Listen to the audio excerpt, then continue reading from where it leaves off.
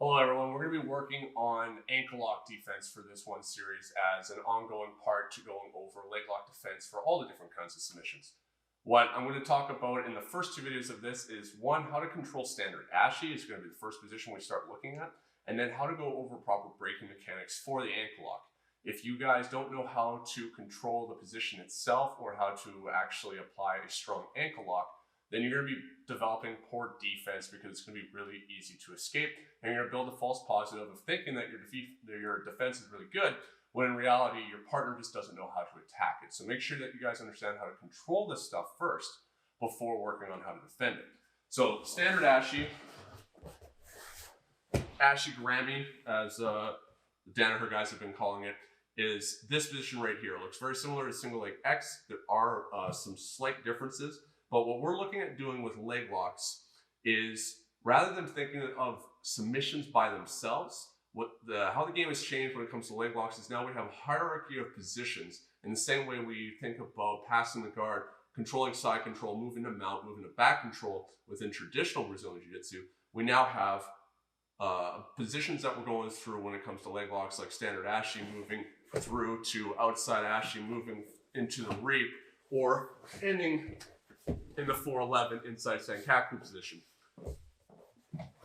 When it comes to defense, if you understand how to shut down the position itself, like say in the same way that you would think about having proper alignment and defense against mount, then we don't even have to be really too concerned about getting armbarred from mount if you know how to prevent yourself from getting there. So rather than thinking about defending the submission when it's already on, recognizing when you're already deep in shit and then trying to rewind from that, think about first how from a preventative measure we can look at breaking down the position. So when it comes to controlling the position, we are always looking for the ingredients that we need within leg locks conceptually are a mobilization of the hip, control of the knee, and access to the lever. So when it comes to controlling the hip, what we're doing is we're taking our foot, we're bringing it up onto the hip. If you are flexible enough to turn your toes outwards, we're looking to try and have our feet or our toes in contact with the ground so that it's a frame generating base there, so that if Kevin goes to push down on my foot right now, he's pushing it straight into the floor. If my foot is here, which is fine, it's much easier for our opponent to strip off the hip. I'm taking this foot and I'm hooking it on the opposite side of his hip, just underneath his butt cheek, right against like his left hamstring here, not here, where it's going to cause my knee to flare open. It's going to be much more difficult for me to immobilize the hip and control the knee. I want my knee to be able to drop down tight up against his thigh here, so that I'm going to be able to start creating a wedge, an inclined plane, driving upwards and scraping towards his knee. This foot is going to be curling downwards into his hip, and so both my legs are going to be pulling in a direction at an incline towards his knee, rather than just trying to pinch my knees together laterally and hold on to this. This is not a very strong form of control. Creating these inclined planes, these wedges to control the knee, is going to make sure that we're able to control the knee line. With leg locks, the knee line that you hear get referred to is making sure that our opponent's knee is in between our legs past it, so we're able to control.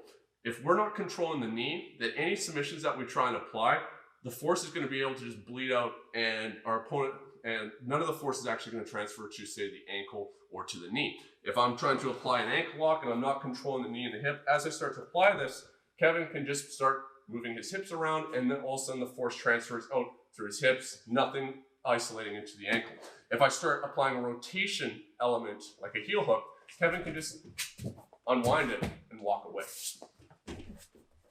So by me being able to control his knee here, as I start applying any kind of submission, if he tries to rotate or pull his knee out right now, it's stuck.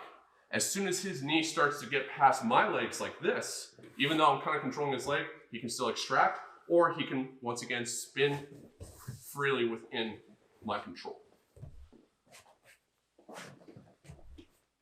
For a strong side of these leg lock positions that we're looking at is always going to be attacking on the same leg and having that same side of the hip drop to the ground. For Kevin to be able to generate base and perform a technical stand-up, the bottom leg always withdraws. So Kevin's got his left foot in base, his right arm in base. As he lifts his hips and withdraws the leg, that leg withdraws. If I can control this leg and make sure that that hip stays facing down the whole time, if Kevin tries to perform a technical stand-up right now, it's very difficult to. The only way he can really try and generate base from here is to either try and plant this leg in the base and turn to the opposite direction to withdraw the bottom leg, or to kick his leg up and around to land in a bit of a sprinter stance to generate base and drive away. So my goal is to keep him on this side so that he is unable to generate any kind of meaningful base, so he's not able to build up. If he can turn to his left easily at this point, even though I'm controlling his leg, he now has the ability to perform that technical stand-up even though he's inside the leg entanglement this entire time. This is going to cause problems because now he's able to drive his weight forward, causing his ankle lock to be load-bearing to the rest of his body, and it's really difficult for me to attack this as a frame. So this control, as I'm creating this wedge here, I'm looking to take this knee and connect it towards my heel and ankle as much as possible. What this is going to do is it's going to make it harder for him to access this leg as a lever. Right now, if he grabs at it, it's right there, clear and open.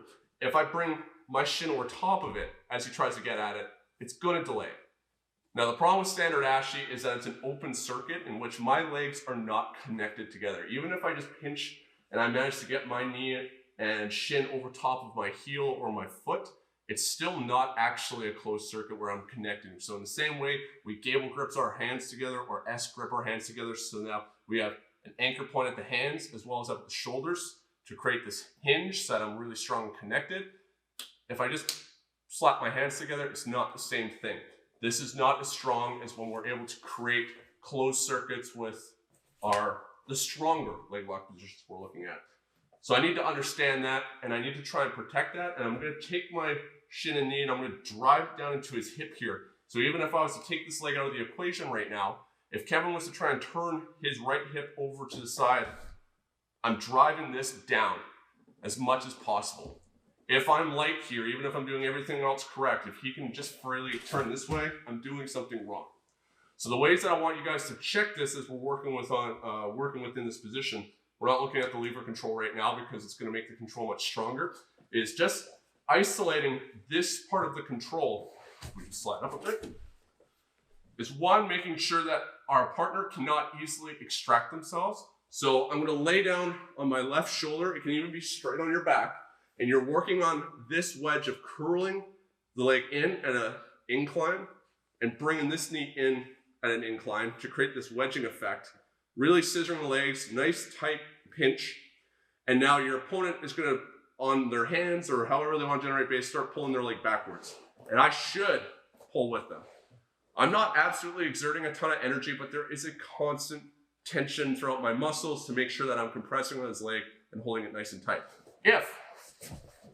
While I'm not touching this leg at all, once again, if I even just do this, the control becomes much more secure on my end, which is the goal eventually. But right now I want to isolate this. If I'm here and Kevin just pulls his leg straight out, oh crap, I messed something up. So make sure you're checking that. Have your partner drag you around a bit to make sure you're controlling this. And then also have your partners, not with too much force because they're always going to be able to beat you at it, but can they easily turn up onto the other side to start building up. So as Kevin tries to start turning that way, I need to make sure that I can start driving this knee down to the mat and opposing that force. Because if he can just freely turn onto his side, and I'm just like this, I'm going to have a hard time controlling this. So in the same way we work on how do we control mount, so then we're going to be able to start breaking our alignment or breaking our opponent's alignment and keeping ourselves in proper alignment. I want you guys to think about standard Ashi as its own position. Think about how to keep yourself in proper alignment, how to control your opponent, so then we can start moving on to the breaking mechanics of the ankle lock, the toe hold, the knee bar, and the heel hook.